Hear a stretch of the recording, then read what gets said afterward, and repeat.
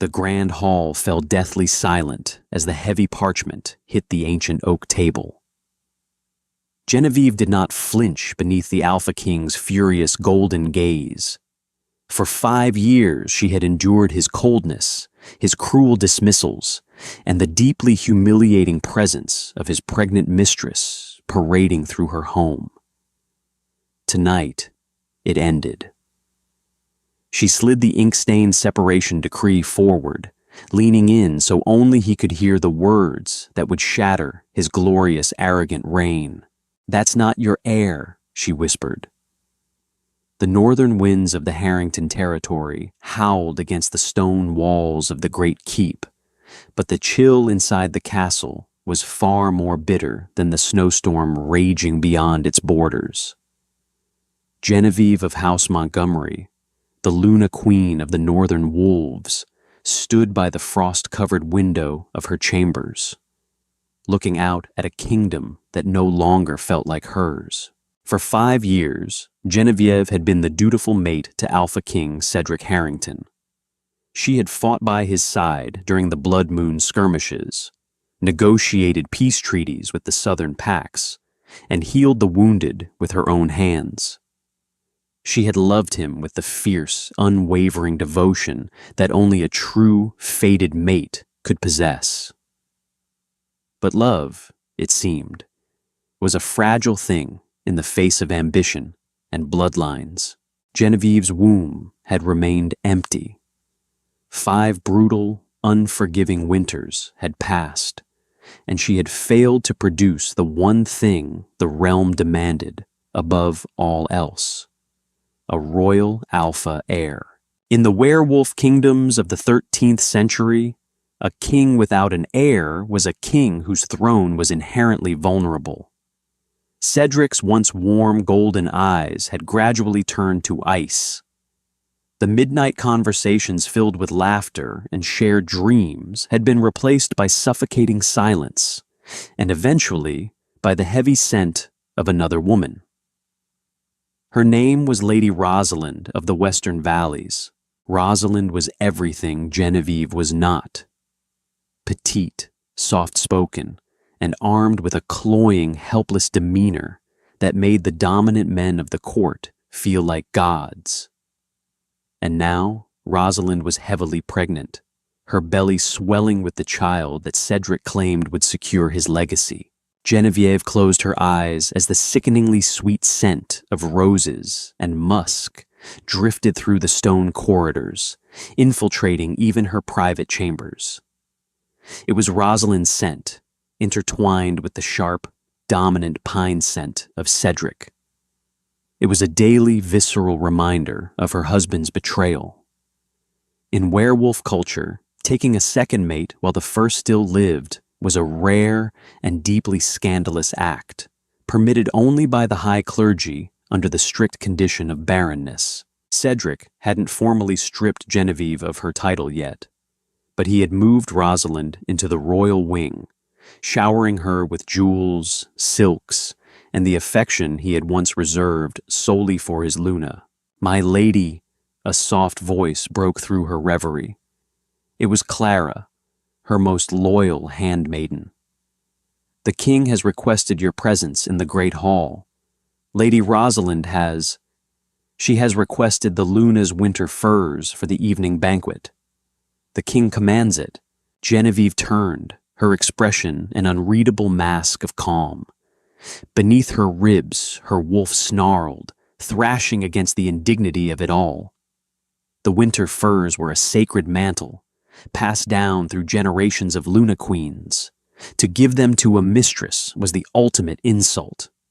"Tell my husband," Genevieve said, her voice steady and chillingly polite, "that if he wishes to strip me of my ancestral rights, he must look me in the eye and do it himself." Clara bowed her head, her eyes brimming with unshed tears for her queen, and scurried away. Genevieve walked toward the large silver mirror resting in the corner of her room. She looked at her reflection. She was tall, with raven-black hair cascading down her back, and piercing storm-gray eyes that missed nothing. She was not a fragile flower to be crushed under the heel of an arrogant king. She was a Montgomery, a descendant of the first warriors who tamed the harsh northern mountains. When Cedric finally stormed into her chambers an hour later, the wooden door slammed against the stone wall with a deafening crack. He was a massive man, built like a mountain, with broad shoulders and a crown of unruly dark blonde hair. His golden eyes were flashing with alpha command, an aura of dominance radiating from him that would have forced any lesser wolf to their knees. "You defy me over a piece of cloth, Genevieve?" Cedric sneered, his voice a low, threatening rumble. "It is not a piece of cloth, Cedric, and you know it," she replied, not breaking eye contact. "It is the mantle of the Luna, a title you have not yet found the courage to legally strip from me." Cedric stepped closer, towering over her. The scent of Rosalind was overpowering on his skin. "Rosalind carries the future of this pack. She is cold, and she requires the comfort befitting the mother of the next king. You will give her the furs, or I will have the guards take them from your wardrobe." Genevieve felt something inside her snap. It wasn't a violent break, but a quiet, profound severing of the final thread of hope she had clung to. She looked at the man she had once willingly bled for, and realized she felt nothing but pity. "Take them," she whispered, stepping aside and gesturing to the heavy oak wardrobe. "Wrap your mistress in stolen honor, Cedric. But know this, a crown placed on a rat does not make it a lion." Cedric's jaw clenched, a low growl tearing from his throat. He yanked the heavy white wolf furs from the wardrobe, casting one last furious glare at her before turning on his heel. "The formal transition ceremony will take place at the winter solstice," he said coldly over his shoulder. "Enjoy your title while it lasts, Genevieve." As the door clicked shut, Genevieve did not weep. Instead, a dangerous, calculating fire ignited in her storm-gray eyes. The solstice was only a week away. Genevieve was many things, but she was not blind. While the court fawned over Rosalind's swelling belly and Cedric basked in the pride of his impending fatherhood, Genevieve watched. Her wolf senses were honed to perfection, a survival mechanism born from years of navigating court politics. Something about Rosalind had never added up. It started with a scent. Werewolf pregnancies were unique. A royal alpha's child would project a faint, potent aura even in the womb, a scent of ozone and pure dominance that commanded respect from the pack instinctively. Genevieve had stood near Rosalind on multiple occasions, inhaling discreetly. She smelled the sweetness of Rosalind, the earthy scent of the child, but the sharp, electric ozone of Cedric's royal bloodline was completely absent. At first, Genevieve thought her own jealousy was clouding her senses. But then came the whispered conversations and the secret glances. Sir Kalen, the captain of the King's Guard, was Cedric's most trusted beta. He was a handsome, brooding man with dark features and a reputation for ruthless efficiency. Genevieve noticed how Kalen's eyes lingered on Rosalind a fraction of a second too long. She noticed how Rosalind's breathing hitched whenever the captain entered the room. On the night of a heavy blizzard, 3 days before the solstice, Genevieve decided to test her theory. The castle was quiet, the inhabitants driven to their hearths by the biting cold. Genevieve slipped out of her chambers, cloaked in deep velvet that blended with the shadows. She moved silently through the stone corridors, her bare feet making no sound. She followed the faint, lingering scent of roses. It led her away from the royal wing, down a winding stone staircase toward the abandoned eastern battlements, a place no heavily pregnant woman should be wandering in the dead of winter. Genevieve pressed her back against the freezing stone wall as she heard hushed voices bleeding through the crack of a heavy wooden door leading to the old armory. "You are reckless, bringing me here," Rosalind's voice hissed, devoid of its usual sweet, helpless cadence. "If Cedric catches us—" Cedric is deep in his cups with the Southern Lords, celebrating the son he believes he is getting, Kaelin's deep voice replied, laced with a mix of possessiveness and bitter resentment. Genevieve held her breath, peering through the small gap between the door and the frame. The moonlight filtering through a high window illuminated the two figures. Kaelin had one large hand resting protectively over Rosalind's swollen belly. "It won't be long now," Rosalind whispered, leaning her head against the beta's chest. "Once the child is born and I am crowned Luna, we will have everything. Cedric is a fool. He is so desperate for an heir. He never even questioned the timing." "And what happens when the child shifts?" Kaelin asked, his tone tense. "When the court sees the boy has the dark fur of a beta and not the golden coat of the Harrington line? By then, it will not matter," Rosalind smiled, a wicked, venomous thing. "I will be the undisputed queen. We will have poisoned the king's cup long before the boy's first shift. And I will rule as regent. With you as my commander, the pack will have no choice but to bow." Outside the door, Genevieve's blood ran ice cold. The sheer audacity of the treason made her stomach churn. Not only was Cedric being played for a fool, but his life and the future of the entire Northern Pack was in grave danger. A bastard beta pup placed on the royal throne would incite a civil war that would tear the realm apart. Genevieve slowly backed away, her mind racing. She could burst into the room, catch them in the act. But who would believe a discarded, barren, jealous queen over a pregnant mistress and the respected captain of the guard? Cedric certainly wouldn't. He would likely execute Genevieve for treason on the spot, accusing her of fabricating lies out of spite. No, she needed absolute, undeniable leverage, and she needed to legally free herself from Cedric before the kingdom burned to the ground. By dawn, Genevieve had ridden out of the fortress on her fastest horse, braving the treacherous snowy mountain passes. Her destination was the secluded abbey of St. Jude, home to Bishop Reginald, the high cleric of the werewolf realms. The bishop was an ancient, neutral figure who upheld the sacred laws of the goddess. He had known Genevieve since she was a pup and respected her deeply. When she arrived, frostbitten and exhausted, she demanded an audience. In the sanctity of the bishop's candlelit solar, Genevieve laid out the truth. She did not speak of Rosalind's treason. She had no proof yet. But she spoke of Cedric's. By taking a mistress into his bed and declaring a new Luna without formally breaking the bond with Genevieve, Cedric had violated the sacred accords. "He has broken the spiritual vow, Your Grace," Genevieve stated, her voice echoing off the stone walls. "I seek the right of severance. I wish to hand him the divorce decree by the laws of the goddess." Bishop Reginald sighed, his wrinkled face heavy with sorrow. "To break a fated bond is agony, child. It will tear at your soul. Are you certain you wish to present the king with the severance papers?"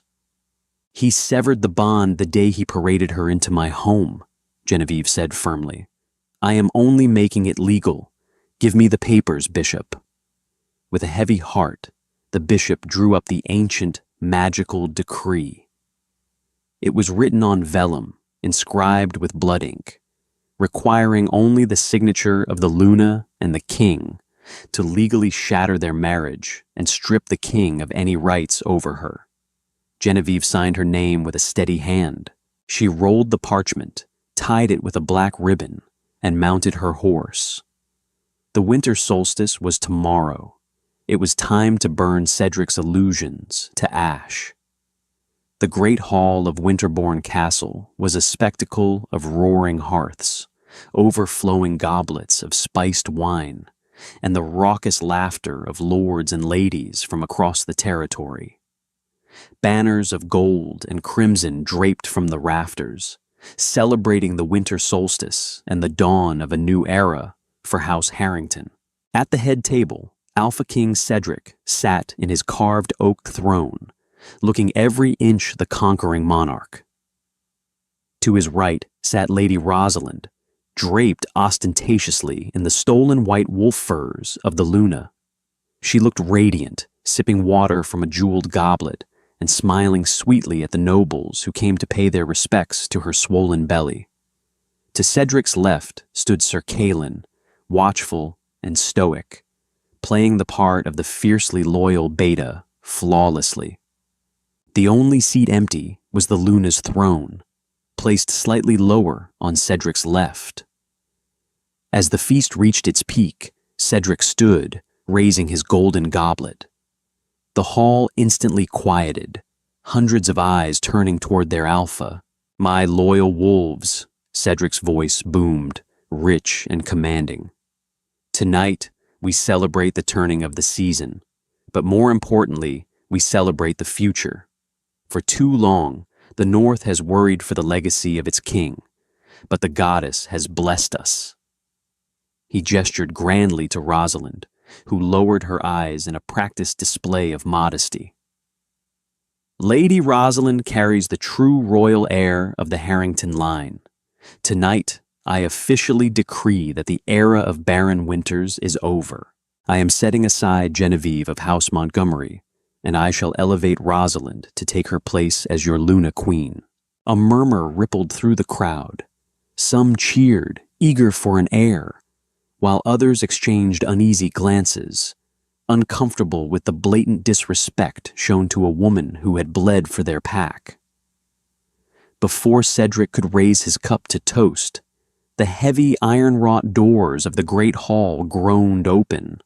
The sound was so jarring that the musicians abruptly stopped playing. Through the doorway walked Genevieve. She did not look like a defeated, discarded woman. She wore a gown of midnight blue silk that clung to her curves, woven with threads of silver that caught the firelight. Around her neck sat the Montgomery ancestral ruby, glowing like a drop of fresh blood. Her head was held high, her spine steel, and her storm-gray eyes were fixed entirely on Cedric. The crowd parted for her instinctively, recognizing the sheer, suffocating pressure of a true, dominant Luna aura. Rosalind shifted uncomfortably in her seat, clutching the white furs tighter around herself. Cedric's face darkened with fury.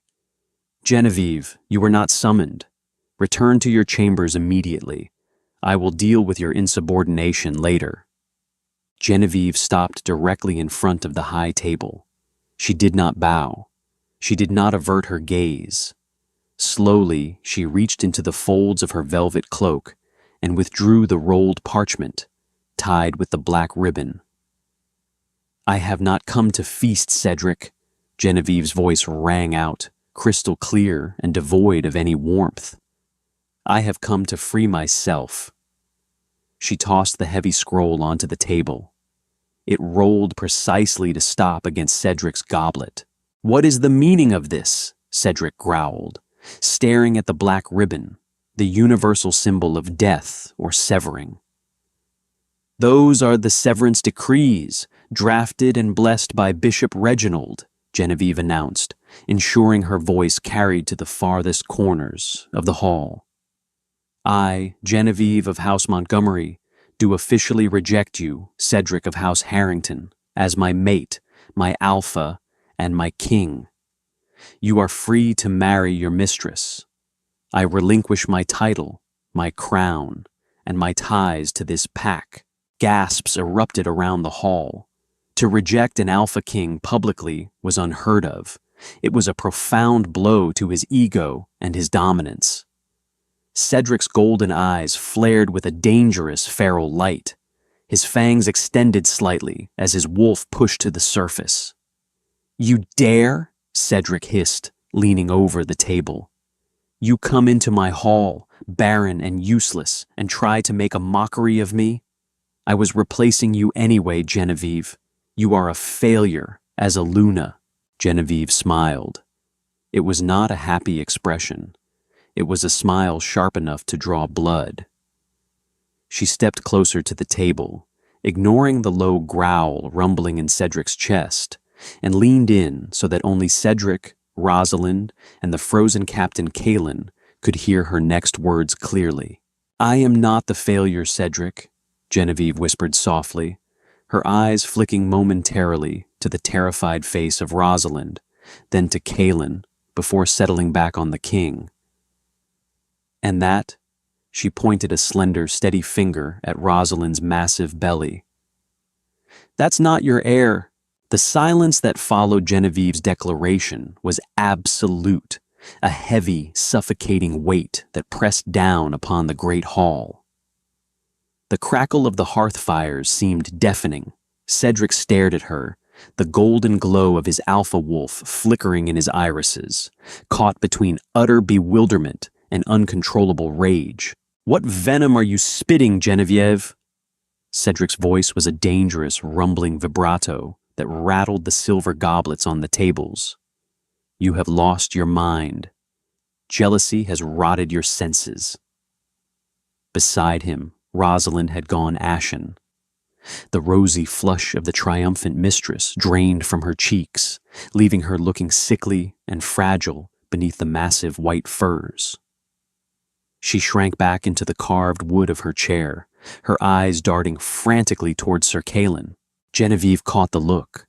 She turned her steely gray eyes to the captain of the guard, whose hand had instinctively dropped to the hilt of his broadsword.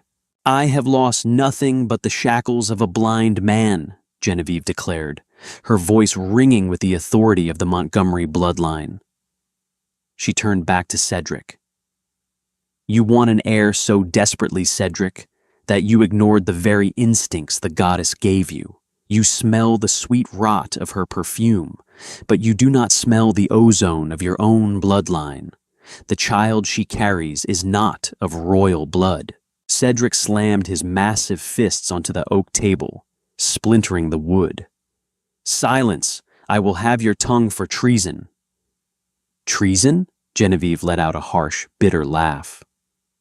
"The treason is sitting to your right, sharing your bed, and commanding your guard." She stepped closer, unafraid of his wrath. She knew she had to dismantle his delusions piece by piece in front of his lords, or he would simply bury the truth. Genevieve addressed the stunned lords and ladies of the court, her voice commanding and clear.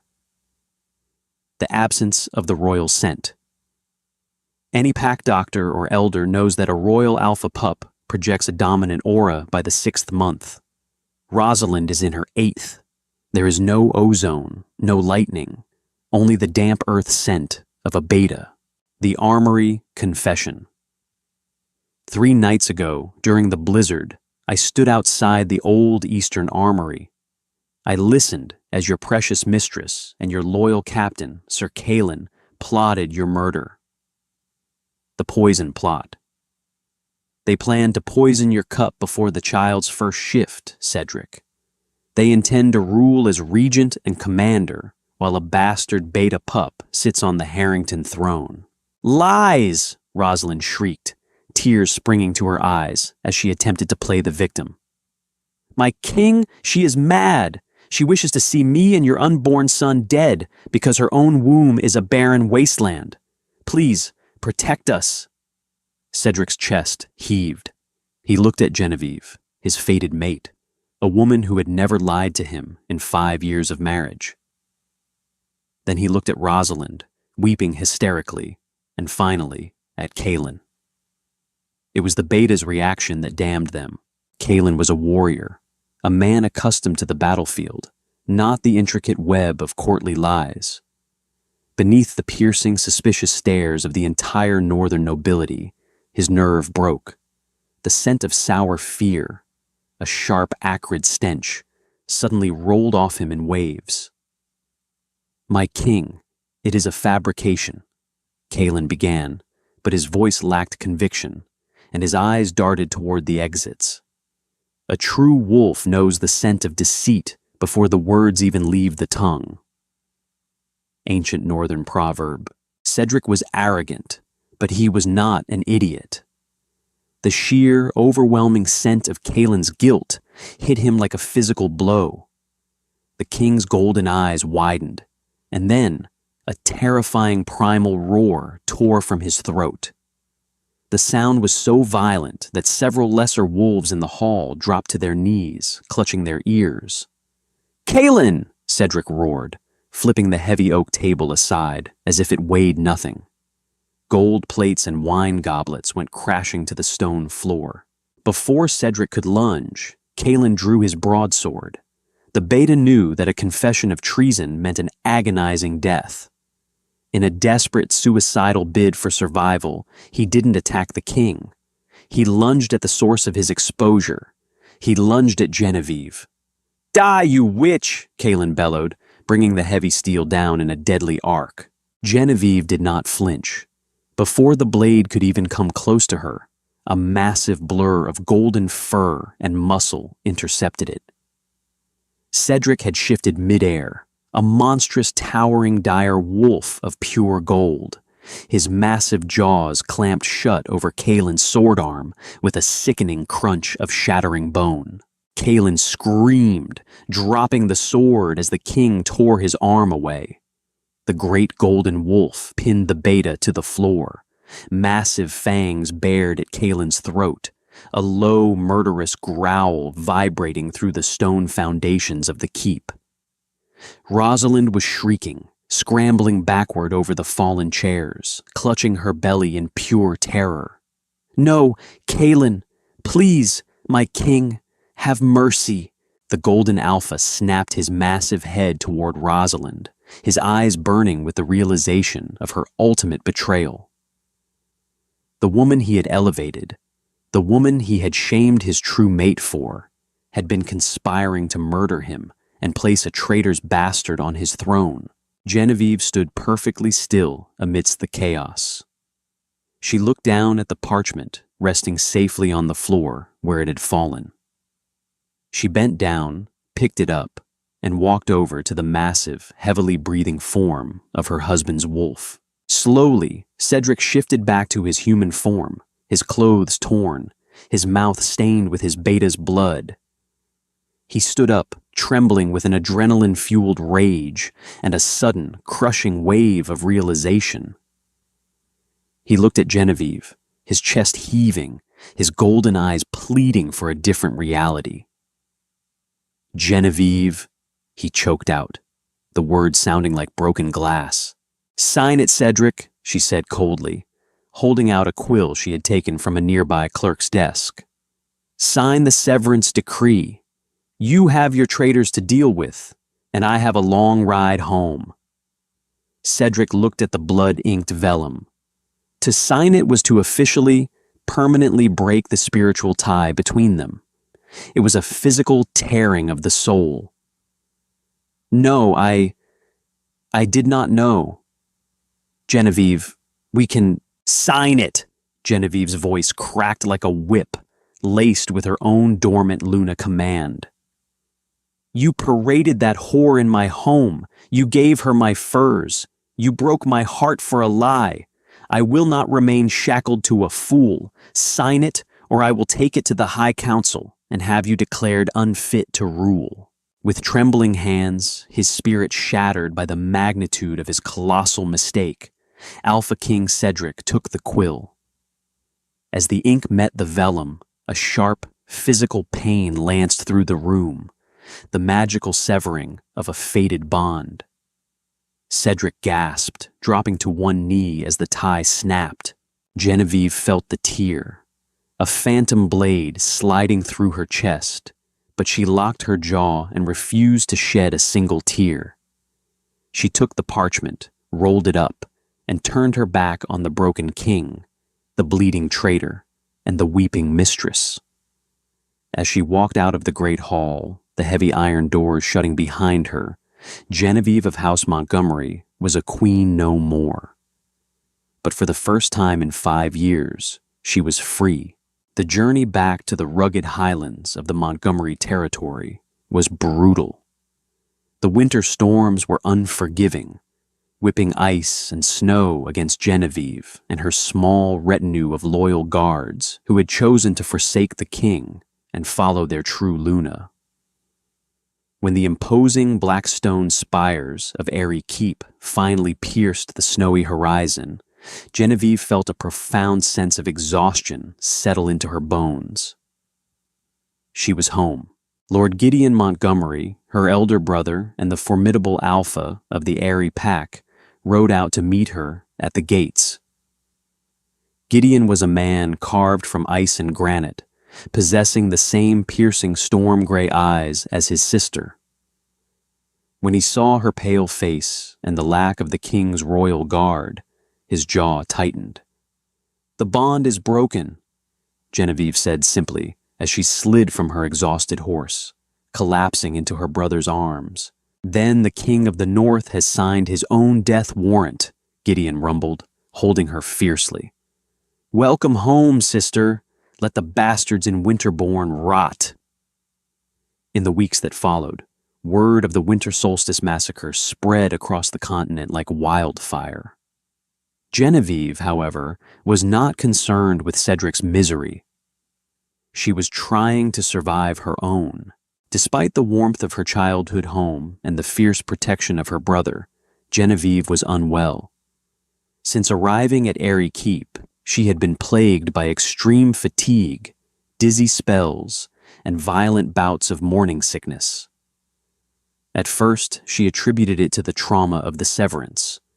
The physical toll of breaking a fated bond was known to make a wolf violently ill, but as the weeks turned into a month, the sickness did not abate. In fact, her senses were becoming dangerously sharp, and a strange, unfamiliar warmth was radiating from her center. One crisp morning, unable to keep down her breakfast of salted meats and bread, Genevieve summoned Lady Beatrice, the ancient and wise healer of the Montgomery pack.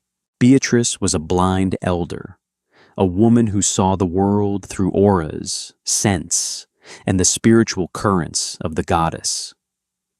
She entered Genevieve's chambers, her clouded eyes unreadable, and laid her wrinkled, trembling hands upon Genevieve's stomach. The silence in the room stretched for an eternity.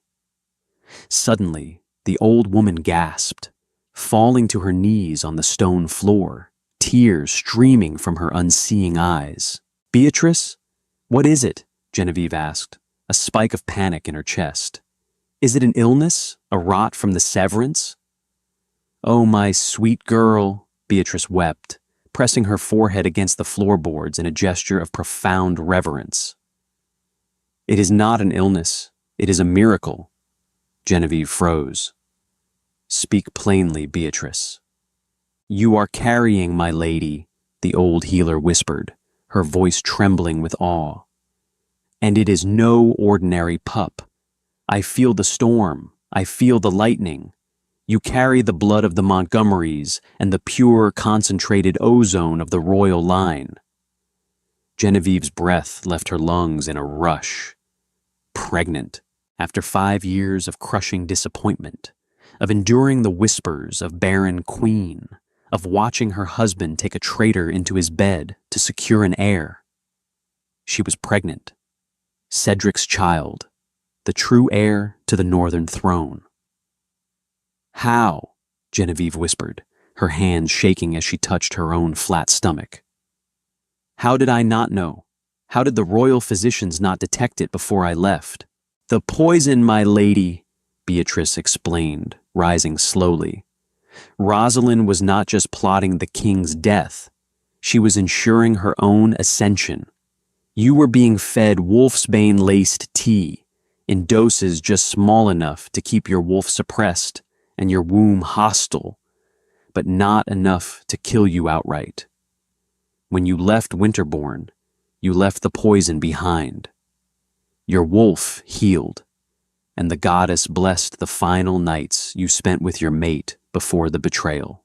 A whirlwind of emotions battered Genevieve. Joy, profound and blinding, followed instantly by a cold, terrifying dread. If Cedric knew, if the court at Winterbourne discovered she carried the true royal heir, they would march on Airy Keep. Cedric would demand her return, not out of love, but out of his fanatical obsession with his legacy. Gideon must know, Genevieve said, her voice turning to steel. She was no longer a victim. She was a mother, and she was a Montgomery. When Gideon was told, the Alpha brother immediately ordered the borders of their territory sealed. No messengers were to leave for the capital. No word of the Luna's pregnancy would reach Cedric's ears. But isolation was not a permanent strategy.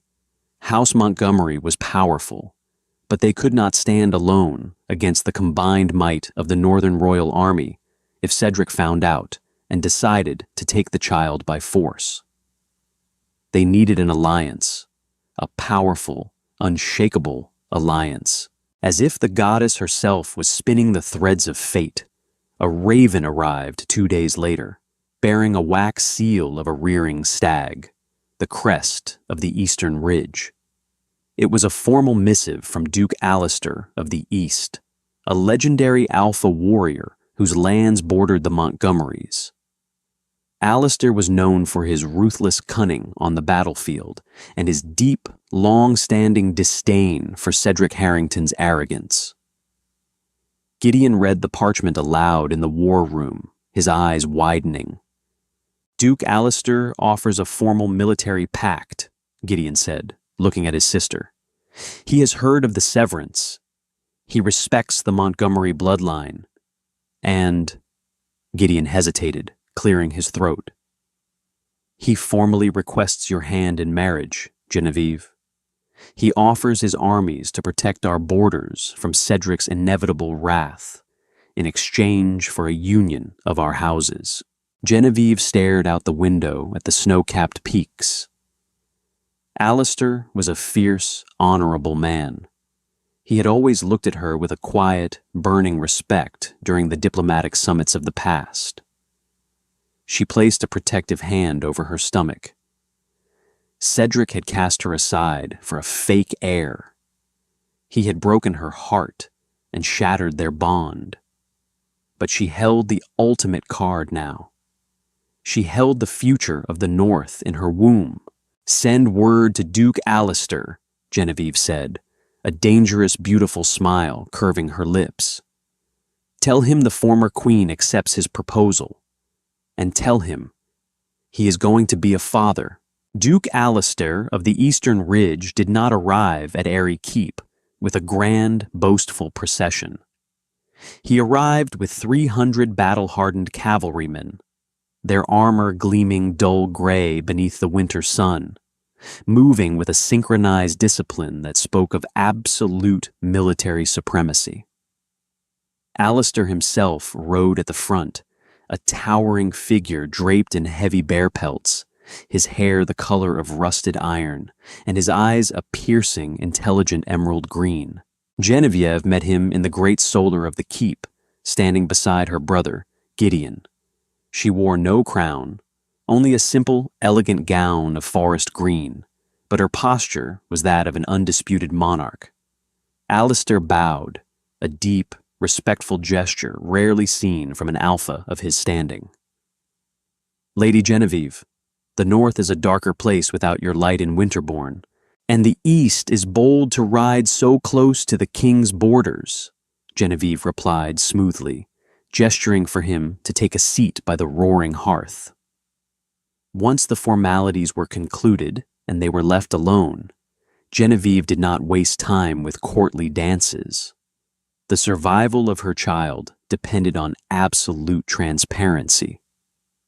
She poured them both a goblet of spiced wine and looked Alistair squarely in his emerald eyes. I accept your proposal of marriage, Duke Alistair, she said, her voice steady. The military alliance between the East and the Montgomerys will secure our borders against Cedric's madness.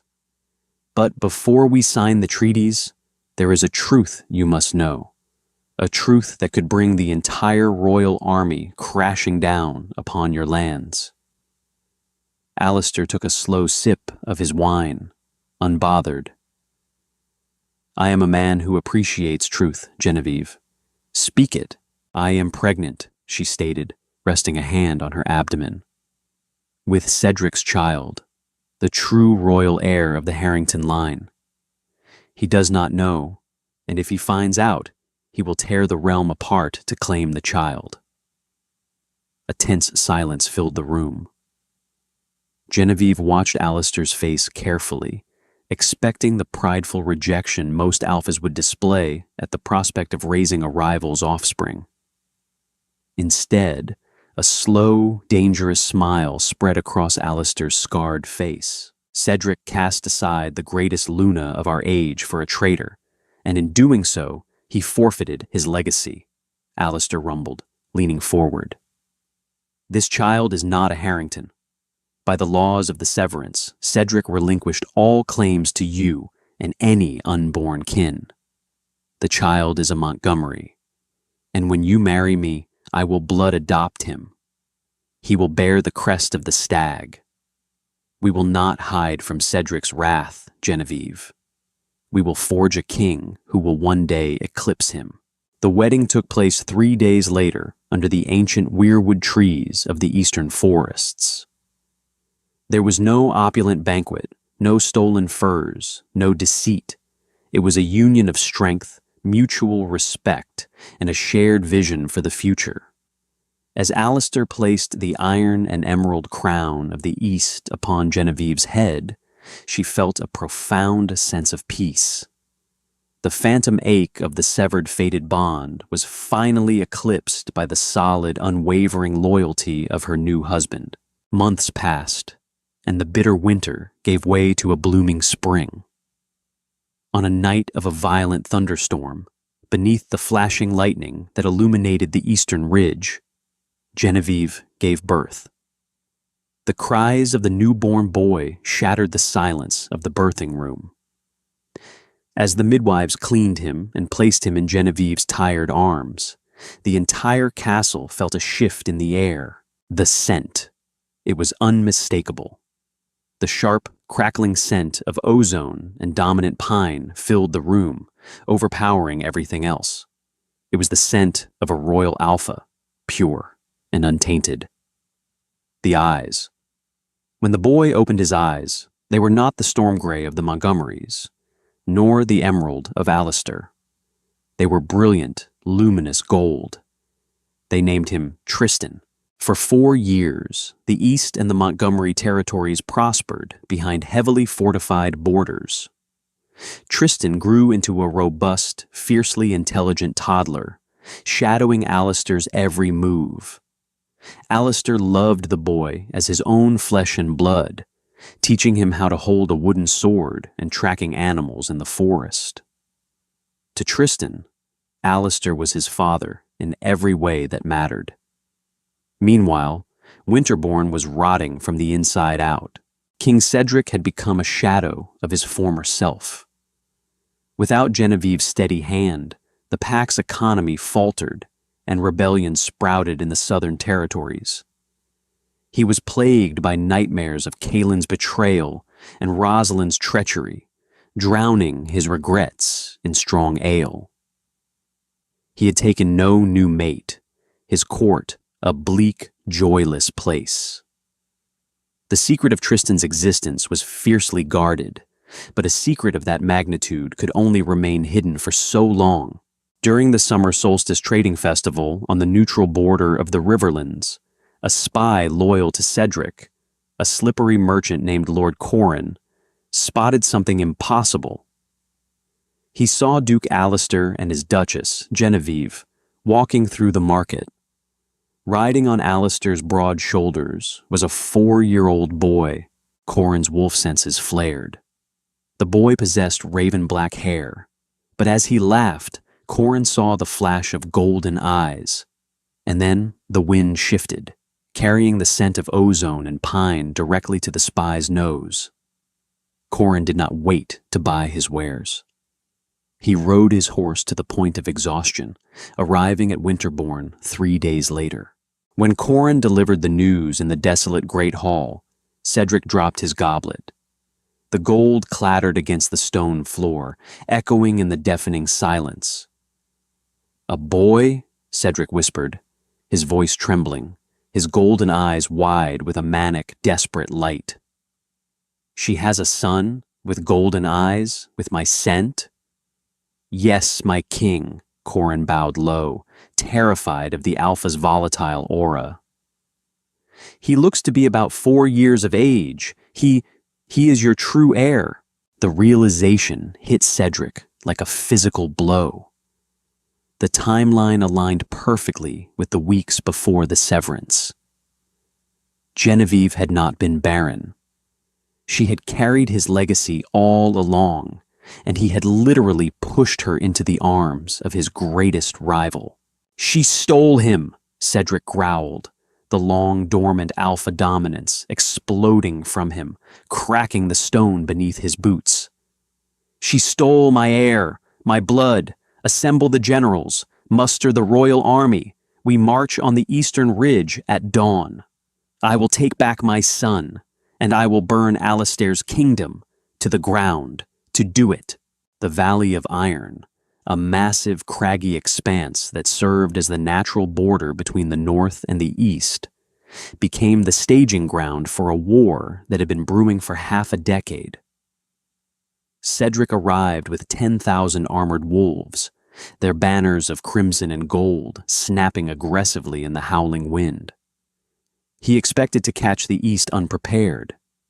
He was wrong. Waiting for him on the opposite ridge were the combined forces of the Eastern Ridge and the Montgomery Eyrie.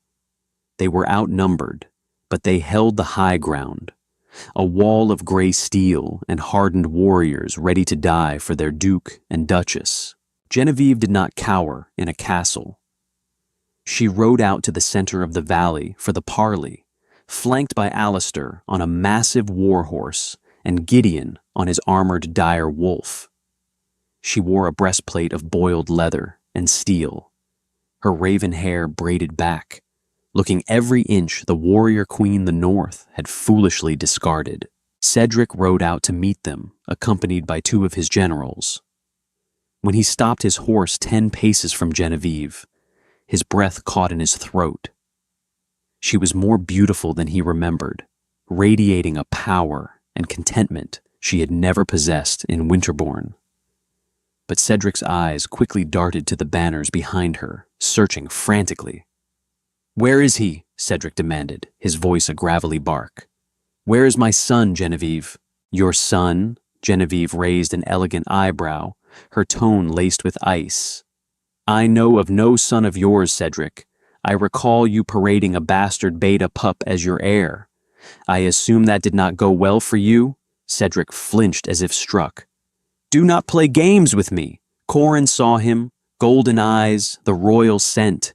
"He is my blood, and you will hand him over, or I will wash this valley in the blood of your new husband's army." Duke Alistair urged his horse a step forward, placing himself slightly in front of Genevieve. "You will do no such thing, Cedric. The boy is Tristan of the Eastern Ridge. I blood-adopted him by the laws of the goddess. He is my heir. You have no legal, spiritual, or moral claim to him." "He carries my bloodline," Cedric roared, losing control of his temper, his golden eyes flashing violently. "The goddess fated us to breed the next king, and you stole him." "I stole nothing," Genevieve said, her voice dropping to a deadly, resonant pitch that carried across the quiet valley. "You severed the bond. You signed the parchment.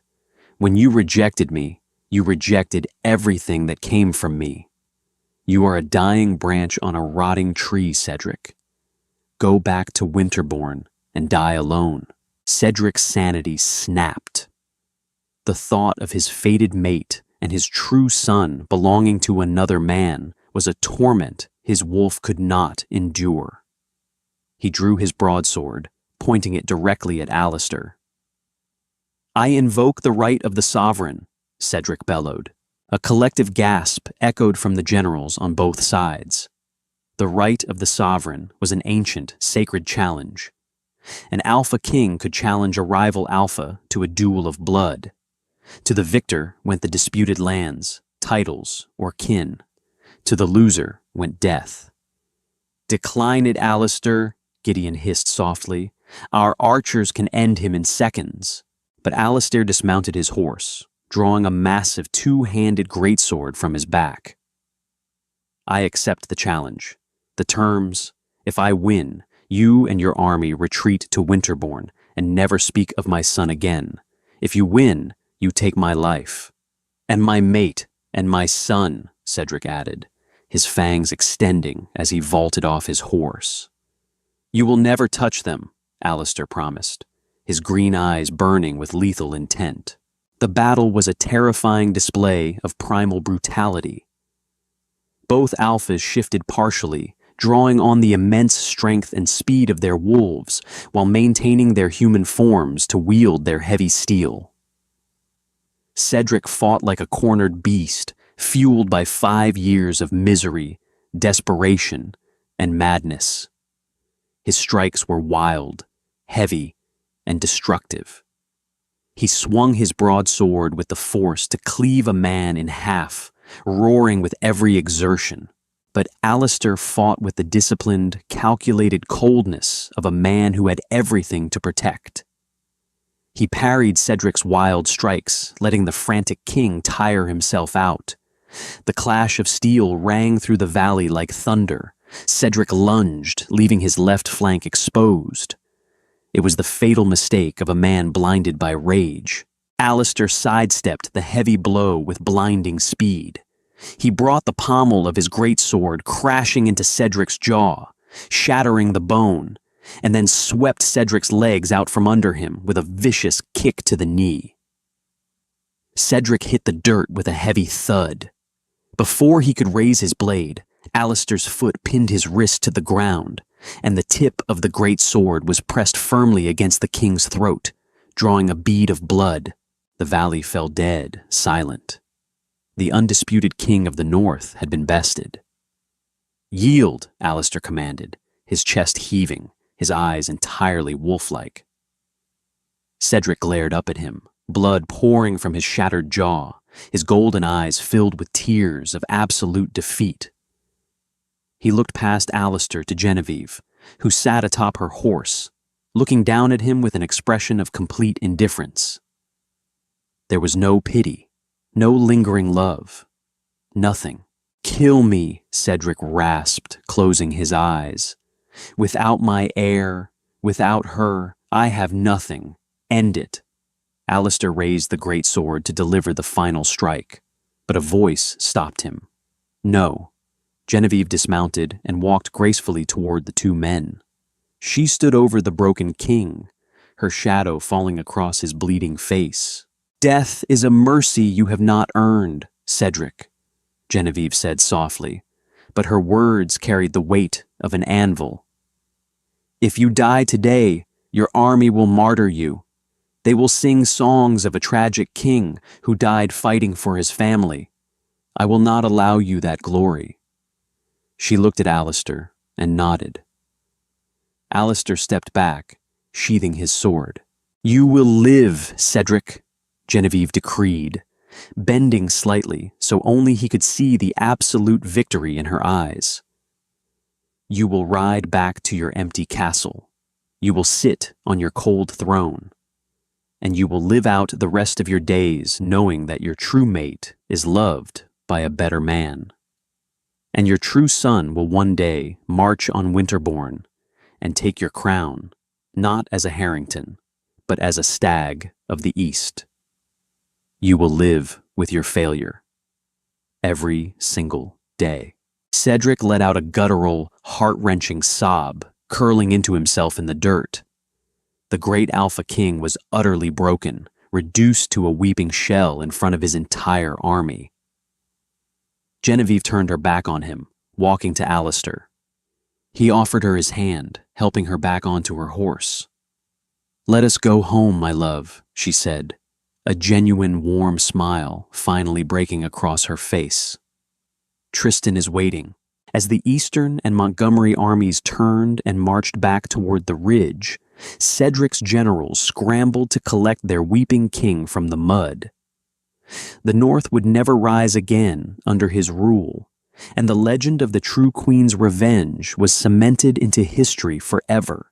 What a devastating and triumphant end to a legendary tale of betrayal and redemption. Genevieve didn't just survive the humiliation and heartbreak brought upon her by an arrogant king.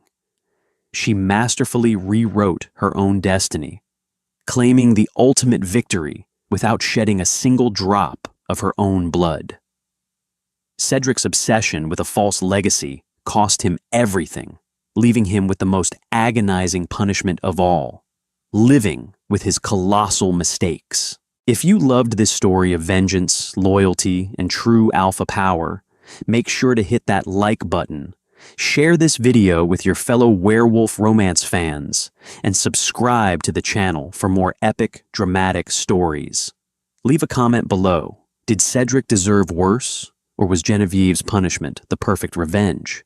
See you in the next tale.